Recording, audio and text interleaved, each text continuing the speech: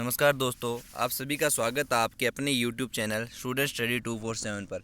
आज हम एक ऐसे टॉपिक के बारे में चर्चा करेंगे जिसके बारे में हमारे समाज के अंदर विभिन्न प्रकार की भ्रांतियां फैली हुई है। यह टॉपिक वर्तमान महामारी कोविड-19 से जुड़ा हुआ है। कोविड-19 यानी कि नोवल कोरोना वायरस से।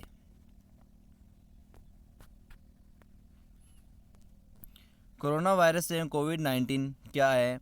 नोवल कोरोना वायरस एक बड़ा परिवार है जो सामान्य सर्दी से लेकर गंभीर बीमारियों जैसे Middle East respiratory syndrome corona virus, MERS corona virus और सीवियर एक्यूट रेस्पिरेटरी सिंड्रोम यानी कि सार्स कोरोना वायरस का कारण बनता है।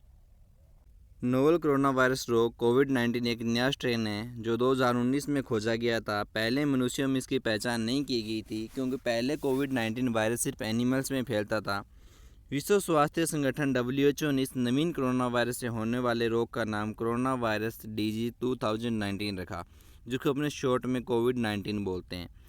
कोविड-19 में CO वर्ड कोरोना को प्रेजेंट करता है, VI वायरस को और डिजीज को प्रेजेंट करता है 19। यह बीमारी 2019 में आई, इसलिए इस पूरी बीमारी का नाम पड़ा कोविड-19। कोविड-19 वायरस का चित्र द्वारा प्रदर्शन देखें तो इसके अंदर जो लाल रंग के कण दिखाई दे रहे हैं, इनका नाम स्पाइक प्रोटीन है। और जो नीचे भूरे रंग का आवरण दिखाई दे रहा है, ये लिपिड का द्विपरतीय आवरण होता है जिसके ऊपर आवरणीय प्रोटीन उभार पाए जाते हैं और इसके ऊपर झिल्ली के ऊपर नारंगी रंग के झिल्ली प्रोटीन भी प्रेजेंट होते हैं। कोरोना वायरस से जुड़े कुछ तथ्य। कोरोना लैटिन भाषा का शब्द है जिसका अर्थ है मुकुट।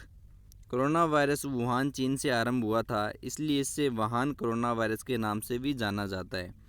WHO ने इसका नाम SARS-CoV-2 भी रखा है। कोरोना वायरस में एकल RNA युक्त जीनोम पाया जाता है। कोरोना वायरस के जीनोम का आकार लगभग 27 से 34 किलोबेस होता है। इस वायरस के फैलाव को रोकने के लिए सर्वप्रथम वुहान चीन में बंदी की गई थी। बंदी का अर्थ होता है वहाँ सबसे पहले लॉकडाउन किया गया था ताकि यह बीमारी और ज़्यादा नहीं फैले।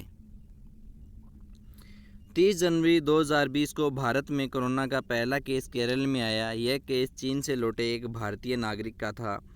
11 मार्च को कोरोना वायरस या कोविड-19 को विश्व स्वास्थ्य संगठन ने वैश्विक महामारी घोषित कर दिया था।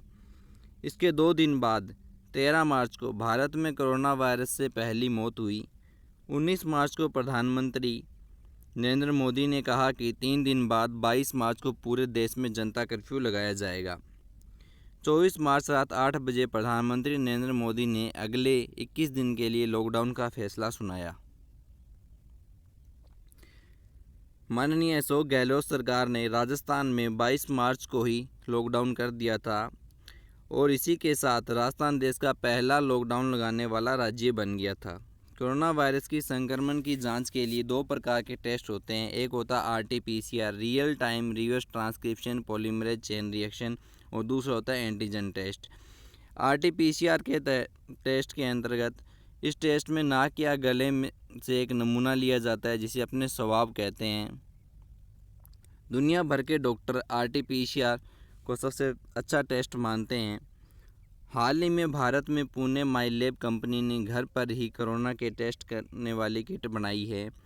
दूसरी किट DRDO ने बनाई है जिसका नाम डिप्कोवैन है। इसे दिल्ली स्थित वैनगार्ड डायग्नोस्टिक्स प्राइवेट लिमिटेड के सहयोग से विकसित किया गया है। प्रति टेस्ट कीमत लगभग 75 रुपये के आसपास होगी। कोरोना वायरस के लिए वैक्सीन। वर्तमान समय में दुनिया में 270 वैक्सीन बन रही है जिसमें से 13 को WHO ने इमरजेंसी अप्रूवल दिया है। ये वे वैक्सीन है जिनको WHO से अप्रूवल मिला है, जिसमें सबसे पहले आती है Pfizer, AstraZeneca, Johnson and Johnson, Moderna, Sinopharm, Covishield. उसके अलावा कुछ अन्य वैक्सीन है जिनको अभी तक WHO अप्रूवल नहीं मिला है, लेकिन ये WHO के पास अप्रूवल के लिए भेजी जा चुकी है और इनका वर्तमान समय में टीकाकरण किया जा रहा है इन वैक्सीन का। सबसे पहली आती है Covaxin, Sputnik V, Cuba, Sinovac. WHO approval मिलने का अर्थ है यह वैक्सीन पूरी दुनिया भर के अंदर मान्य होगी। उसके बाद सबसे पहली वैक्सीन आती है फाइजर बायोटेक। यह वैक्सीन सबसे चर्चित वैक्सीन है। यहाँ तक कि विश्व स्वास्थ्य संगठन ने फाइजर और बायोटेक की वैक्सीन के इमरजेंसी इस्तेमाल की इजाज़त दे दी है। अमेरिकी फार्मा कंपनी फाइजर और जर्मन कंपनी बायोनोटेक की ओर से संयुक्त रूप से बनाई गई वैक्सीन है। इसे यूके, बहरीन, कनाडा, सऊदी अरब, मैक्सिको, स्विट्ज़रलैंड, मलेशिया ने अप्रूव किया है। रिपोर्ट्स के अनुसार 90 से 94% प्रभावी माना जा रहा है। इसकी 2 डोज दी जाती है। फाइजर बायोटेक 2 डोज वैक्सीन है। अमेरिकी कंपनी फाइजर इंक और बायोनोटेक एसआई ने 12 साल से कम उम्र के बच्चों पर वैक्सीन की टेस्टिंग शुरू कर दी है। एस्ट्राजेनेका, ऑक्सफर्ड और एस्ट्राजेनेका की इस वैक्सीन को कई देशों ने अप्रूव किया है, जिसमें भारत में भी अप्रूवल मिला है।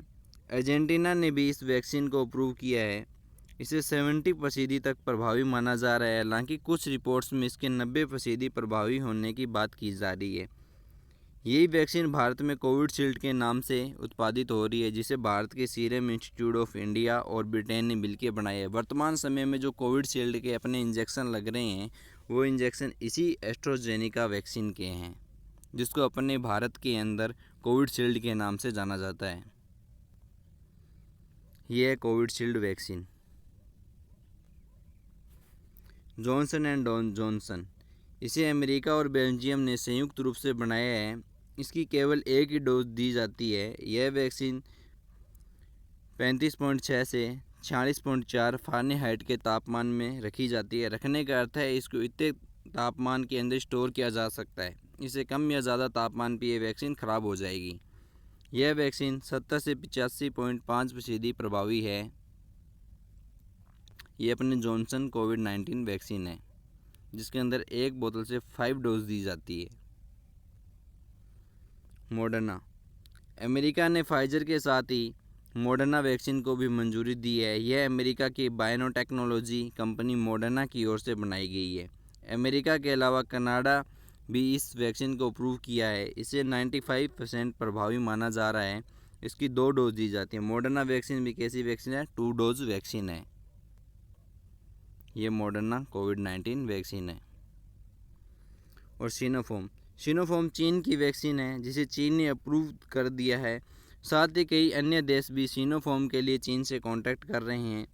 चीन की इस वैक्सीन को 79% प्रभावी माना गया है। हालांकि अभी तक चीन ने ज़्यादा डाटा शेयर नहीं किया है, क्योंकि चीन के अंदर जो भी बीमारी कुछ भी फैलता है, चीन उसका डाटा कभी शेयर नहीं करता है। उसके बाद आती है स्पुतनिक वी।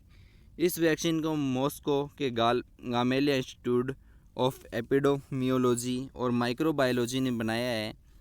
इस वैक्सीन को अर्जेंटीना और रूस ने अप्रूव किया है। रूस ने काफ़ी पहले इसकी अप्रूवल को मंजूरी दे दी थी।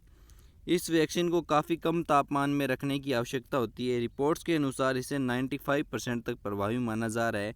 और स्पुतनिक वी कैसी वैक्सीन है? 2 डोज वैक्सीन है। यह पाउडर और लिक्विड फॉर्म में उपलब्ध है। जल्द ही इसकी सिंगल डोज भी मार्केट में उपलब्ध होगी। फिर आती है, इसे रशियन डायरेक्ट इन्वेस्टमेंट फंड के तहत फंडिंग दी गई है। जो स्पुतनिक वी वैक्सीन है, जो इसके लिए बनाने में जो खर्च है, वो खर्च किसने उठाया है? रशियन डायरेक्ट इन्वेस्टमेंट फंड, जिसको अपने RDIF बोलते हैं, इसने फंडिंग की है। फिर आती है कोरोनावैक। वीजी की दवा निर्माता कंपनी साइनोवैक इस वैक्सीन का निर्माण कर रही है। यह एक इनएक्टिवेट वैक्सीन है। यह वायरस के कणों को मार देता है, ताकि शरीर में इम्यून सिस्टम वायरस के खिलाफ काम करना शुरू करे। इसमें गंभीर बीमारी के असर का खतरा नहीं होता। यह वैक्सीन 50.4% ही प्रभावशाली है। सिनोवैक बायोटेक की वैक्सीन यानी कोरोनावैक कौन बना रहा है? चीनी कंपनी सिनोवैक बायोटेक बना रही है। स्टेट तीसरे चरण का ट्रायल जारी है। कब तक आएगी और कीमत क्या है, इसका अभी तक कोई डेटा सामने नहीं आया है। आज की क्वेश्चन ऑफ द डे है, वैक्सीन की प्रारंभिक खोज किसने की थी? यानी अपने जो प्रारंभिक खोज है वो किसने की थी? अपने ऑल ओवर वैक्सीन की बात करें या सिर्फ कोरोना वैक्सीन की बात नहीं कर रहे। इस क्वेश्चन का जवाब आपको कमेंट बॉक्स में ज़रूर देना है। दूसरा क्वेश्चन, सर्वप्रथम किस बीमारी के लिए वैक्सीन का निर्माण किया गया था और कब किया गया था? इन दोनों क्वेश्चनों का आप अलग अलग कमेंट में रिप्लाई ज़रूर करें। दोस्तों, अगर आपको इन वैक्सीन के बारे में अधिक जानकारी चाहिए, तो इन वैक्सीन के बारे में ये जानना हो कि ये कैसे काम करती है, तो आप हमें कमेंट करके ज़रूर बताएं। हम आपके लिए अगली वीडियो में इन सब वैक्सीन के बारे में सब जानकारी लेकर आएंगे, जो आपके लिए जानना ज़रूरी है। और ये भी बताएंगे किस वैक्सीन कितने समय बाद दूसरा डोज लेना है। दोस्तों, आप ज़रूर वैक्सीनेशन करवाएं, क्योंकि वैक्सीन से उतना ख़तरा नहीं है जितना कि कोरोना से ख़तरा है। वैक्सीन का ख़तरा अपने शरीर के अंदर साइड इफ़ेक्ट बिल्कुल भी नहीं है, या हम ये नहीं मानते कि बिल्कुल भी नहीं है। बिल्कुल भी कहने का मतलब नामात्र के साइड इफ़ेक्ट है। जो आप कोई भी वैक्सीन लगवाएंगे तो एक बार आपके शरीर के अंदर आएंगे, लेकिन आपके शरीर के इम्यून सिस्टम पे ये हानिकारक प्रभाव नहीं डालते हैं। ये आपकी सेहत के लिए जो वैक्सीन होती है, जो भी बीमारी होती है, उसे बचाने के लिए वैक्सीनेशन ज़रूरी है। धन्यवाद दोस्तों। अगर आपको टॉपिक कैसा लगा, इसी के साथ कमेंट बॉक्स में ज़रूर शेयर करें अपनी राय। मिलते हैं एक नेक्स्ट टॉपिक के साथ।